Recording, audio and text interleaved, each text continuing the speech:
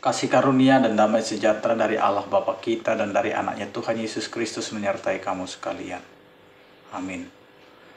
Bapak, Ibu, dan saudara-saudara yang dikasihi oleh Tuhan kita Yesus Kristus, untuk mengawali aktivitas kita sepanjang hari ini, marilah kita mendengarkan firman Tuhan yang tertulis di dalam Matius pasal yang 15 ayat yang ke-18.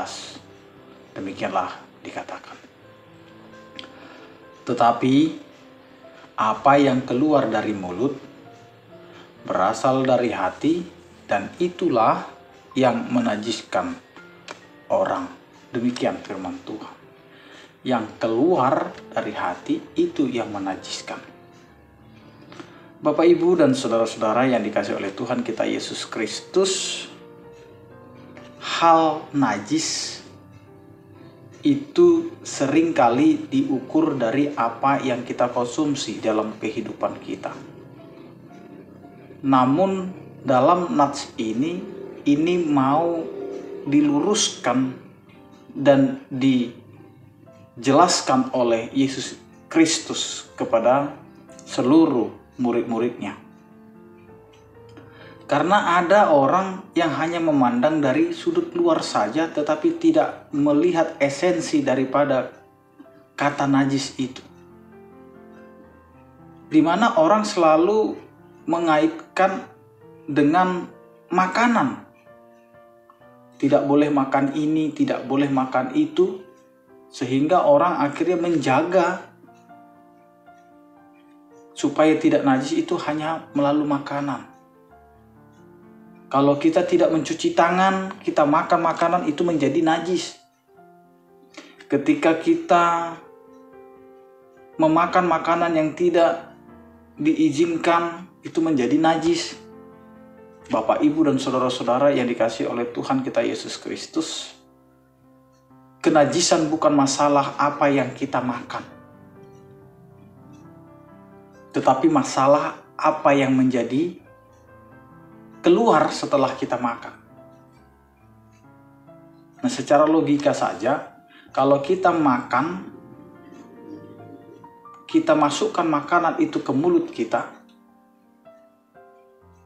dan dari mulut ini akan turun ke lambung kita, itu melalui proses yang panjang, di mana dari mengunyah, masuk ke dalam usus, dan masuk ke dalam lambung kita. Dan di lambung itu, di perut kita itu, ada yang memproses. Jadi apa yang tidak berguna untuk tubuh kita itu akan dibuang oleh tubuh kita itu sendiri. Jadi kata najis itu tidak ada di makanan.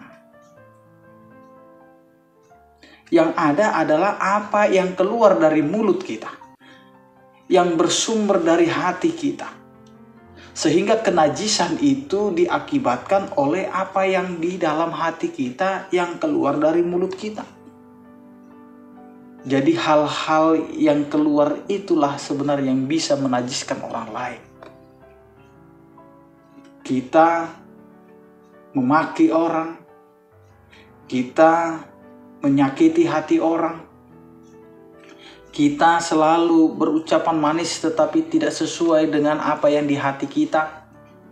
Ya.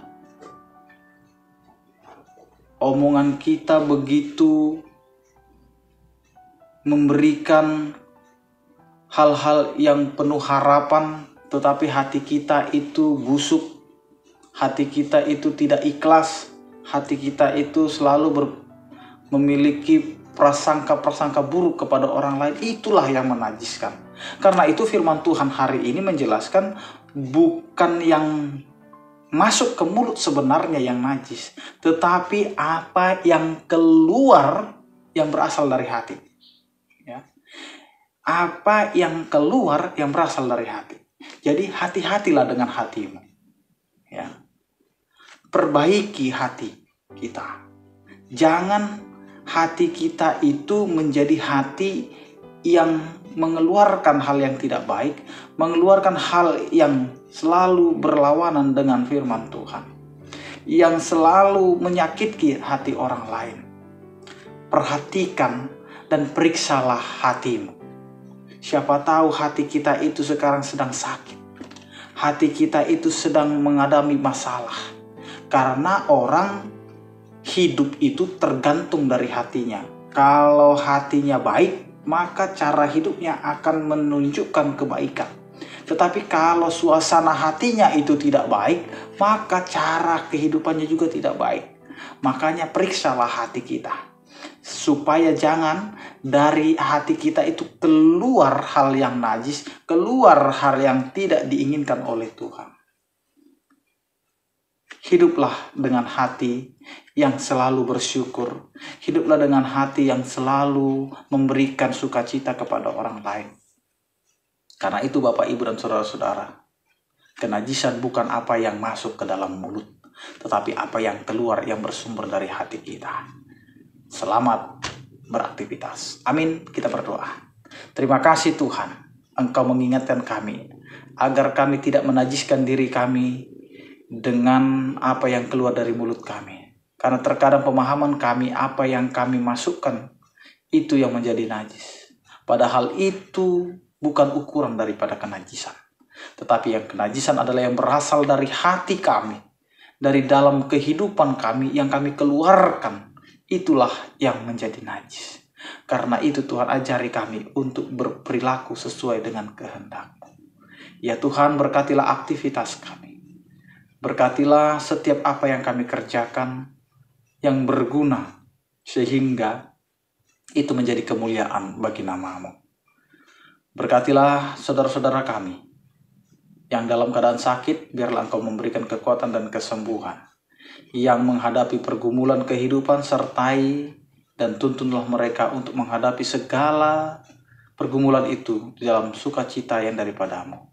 Yang berduka, biarlah Engkau Tuhan yang memberikan penghiburan. Kepada seluruh jemaat-Mu ya Tuhan, yang sedang merindukan keturunan, biarlah Engkau Tuhan yang mendengar dan memberikan yang terbaik di dalam kehidupan mereka. Kepadamu kami serahkan seluruh kehidupan kami.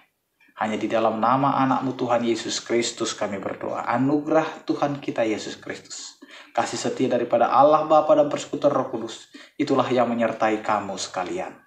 Amin. Selamat beraktivitas.